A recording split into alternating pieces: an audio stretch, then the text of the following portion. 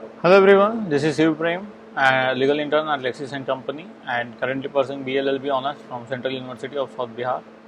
In this today's session, I will be dealing with the failure of family courts. So let us start this topic. The current family court system has a roughly dissatisfying record. Over the last 17 years, it has fostered intense anger, frustration, and resentment over the continual misuse and abuse of its power and authority. It has become a system that has lost trust of majority population regarding its capability to provide any kind of fair and just forum for handling family disputes. Unless the present situation of the family courts is remedied, the women will be forced to continue to remain unsecured within their family and society.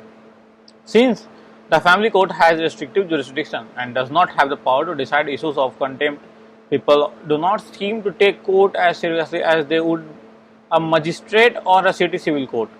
Further, it was laid down in a Family Courts Act that the majority of judges should be women. Legal prudence has to be more simple. Simplification could be achieved by amendment of laws or judicial interpretation. Grant of maintenance should also include provisions for residence for women. There must be a speedy settlement of disputes. Judges and the court staff must be gender sensitized. Family courts can also take help of NGOs in the settlements of disputes. Counselors should be permanently appointed and should be given training.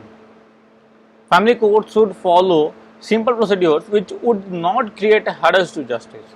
There should be an informal atmosphere in the family courts, and these courts should not be like any other civil courts. Qualified social workers and social activists may also be appointed as judges of the family courts to bring uniformity in the rules of family courts all over the country. Drafting committee may be set up to draft the rules. Every district should have family courts. The office of prohibition officers must be strengthened, and judges should utilize their services. Good practices such as facilities like children's complex, etc., as existing in Mumbai, should be introduced in all family courts. Necessary infrastructure should be provided right at the time of institution of the family courts. Model rules should be prepared for the appointment of judges in family courts. Judges can also act as a counsel at the second stage of counseling. A woman would be allowed to file a case in the family court in the district or state where she resides and not necessarily at the place where the marriage took place, or where the husband resides, or where they both last resided together. A major drawback of the Family Courts Act happened to be that it doesn't implicitly empower courts to grant injunctions to prevent domestic violence.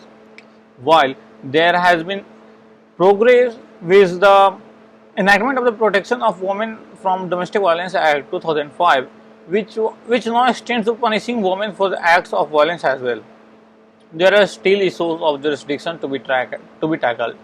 It must be understood that the Family Courts Act has to be read in totally, that is, in accordance with the provisions in other laws, for example, the Civil Procedure Code on the matter of jurisdiction. Since the family court has a restrictive jurisdiction and does not have the power to decide issues of contempt, people do not take the court as seriously as they would take a magistrate or a civil court. Further, it was laid down that the majority of judges should be women. However, this provision has not been complied with.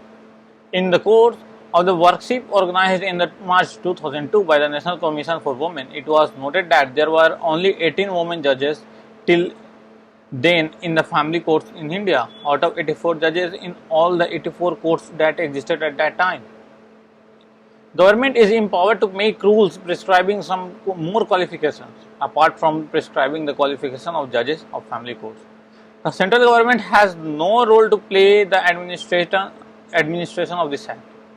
Different high courts have laid down different rules of the procedure. However, the lack of uniformity could also be one of the reasons behind the fact that family disputes are still being heard by civil courts. Family courts also need to align themselves with women organizations and NGOs dealing with the welfare of families and women and children. Another matter of confusion is that the Act, by the virtue of Section 13, that the party before the family court shall not be entitled as of the right to be presented by a legal practitioner. However, the court may, in the interest of justice, provide assistance of a legal expert as amicus curiae. This is an example of which the objective behind the family court is defeated due to the procedural lapse. The fact that the proceedings are co-linear does not relieve them of the complicated legal issues which may be involved in the family dispute. The question is whether a lawyer's participation will be useful or determinal to the performance of a family court. That is the crucial issue. It was suggested at the workshop that the Women's Commission should consider whether an amendment could be proposed to allow participation of lawyers subject to proviso giving order to the court to terminate his wakalatnama if he uses delaying tactics by unnecessary adjournment. If such control is given to the courts, the lawyers will not be able to get adjournments. Further, a layperson may be totally unaware of the legal jargon that